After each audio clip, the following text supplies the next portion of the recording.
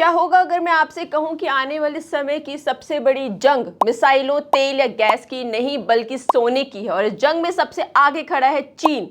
पिछले कुछ सालों से चीन लगातार गोल्ड रिजर्व जो है बढ़ा रहा है, लेकिन दिलचस्प बात यह है कि सिर्फ चीन ही नहीं, दुनिया के कई सेंट्रल बैंक्स भी रिकॉर्ड स्तर पर सोना खरीद रहे हैं।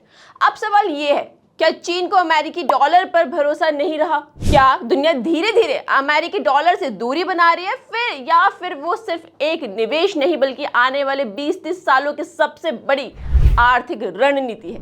नमस्कार, मैं हूं प्रियंका कुमारी और आप देख रहे हैं ईटी हिंदी प्राइम। आज की इस वीडियो में हम किसी अफवाह या सोशल मीडिया पोस्ट की बातें नहीं कर रहे बल्कि world gold council, IMF, bank for international settlements जो है वो उसके बारे में हम बात करेंगे। साथ ही रिजर्व बैंक ऑफ इंडिया और पीपल्स बैंक ऑफ चाइना के डेटा की मदद से समझेंगे कि आखिर चीन इतना गोल्ड क्यों खरीद रहा है और इसका असर भारत, आपकी सेविंग और पूरी दुनिया की इकोनॉमी पर क्या पड़ सकता है। आगे बढ़ने से पहले मैं आपसे एक सवाल पूछना चाहती हूँ, आपके हिसाब से भारत के पास कितना गोल्ड रिजर्व है? 500 टन, 800 टन या फिर 1500 टन? अपना जवाब अभी कमेंट में लिखिए। वीडियो के खत्म होने से पहले मैं आपको सही जवाब और उसके पीछे की कहानी भी बताऊंगी। चीन इतना सोना खरीद क्यों रहा है? इसकी कहानी को समझने के लिए हमें लगभग 80 साल पीछे जाना होगा। डॉलर दुनिया का राजा कैसे बना? साल था 1944। दूसरा विश्व युद्ध जो था वो अपने अंतिम दौर में था। यूरोप की अर्थव्यवस्था पूरी तरह टूट चुकी थी, जबकि अमेरिका दुनिया की सबसे मजबूत आर्थिक ताकत बनकर उभर रहा था। इसी दौरान हुई Bretton Woods conference.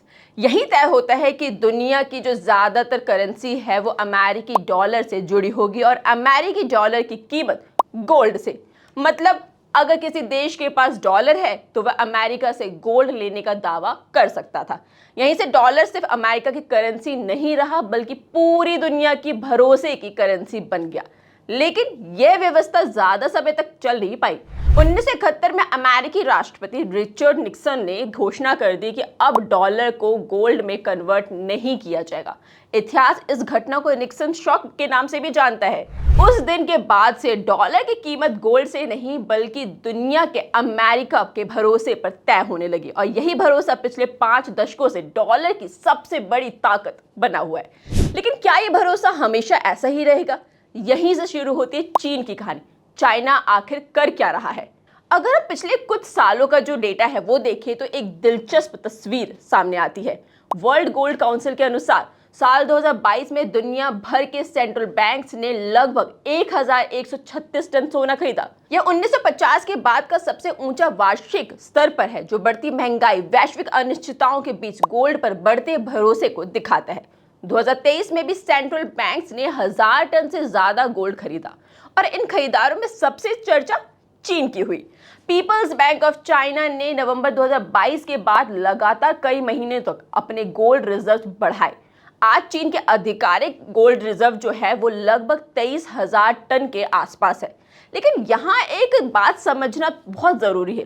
Social media पर अक्सर कहा जाता है कि चीन डॉलर छोड़ चुका है। सच्चाई इससे थोड़ी अलग है। चीन के पास आज भी दुनिया के सबसे बड़े फॉरेन एक्सचेंज रिजर्व में एक और उनमें डॉलर आधारित जो एसेट है उसकी बड़ी हिस्सेदारी मौजूद है। यानी चीन डॉलर को खत्म नहीं कर रहा है बल्कि गोल्ड जोड़कर अपना फाइनेंशियल रिस्क को कम कर रहा है और यही इस पूरी कहानी का सबसे महत्वपूर्ण हिस्सा भी है। अब गोल्ड इतना जरूरी क्यों है? मान लीजिए आपकी पूरी सेविंग सिर्फ एक ही बैंक में है। अगर उस बैंक में कोई समस्या आ जाए तो आपकी पूरी सेविंग खतरे में पड़ सकती है। लेकिन अगर वही पैसा अलग अलग जगह रखा हो तो रिस्क काफी कम हो जाता है। देश भी बिल्कुल यही करते हैं। इसे कहते हैं रिजर्व डाइवर्सिफिकेशन। यही वजह है कि सेंट्रल बैंक सिर्फ डॉलर पर निर्भर नहीं रहना चाहते हैं। गोल्ड की सबसे बड़ी खासियत यह है कि इसे कोई देश प्रिंट नहीं कर सकता, इस पर किसी एक सरकार का कंट्रोल नहीं है और हजारों सालों से इसे वेल्थ स्टोर और सेफ हेवन एसेट माना जाता रहा है। यही कारण है कि जब दुनिया में जियोपॉलिटिकल टेंशन बढ़ती है, फाइनेंशियल क्राइसिस आता है या फिर इन्फ्लेशन बढ़ता है तो गोल्ड की डिमांड भी बढ़ जाती है।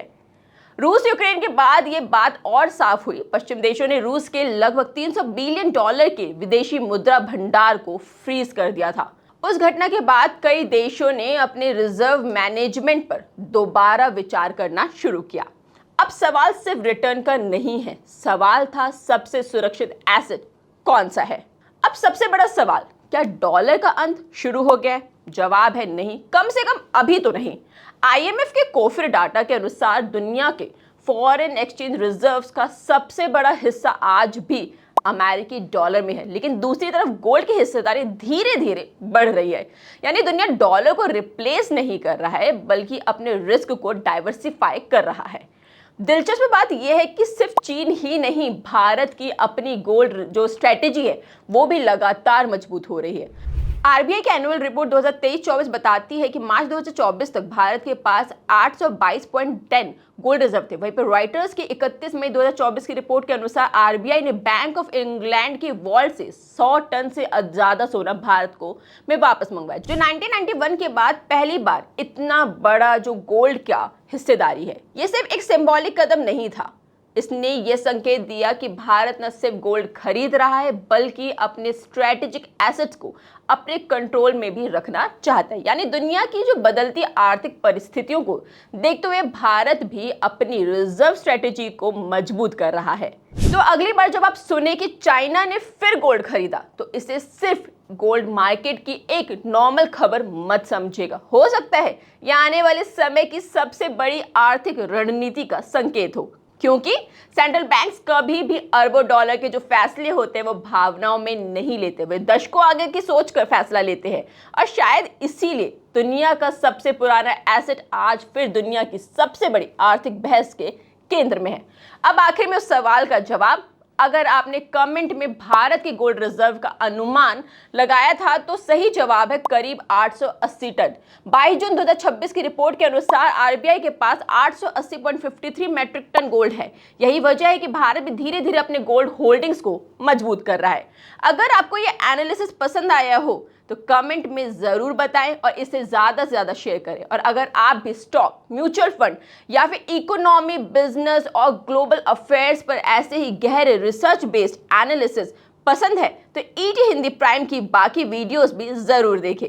मिलते हैं अगले वीडियो में। नमस्कार।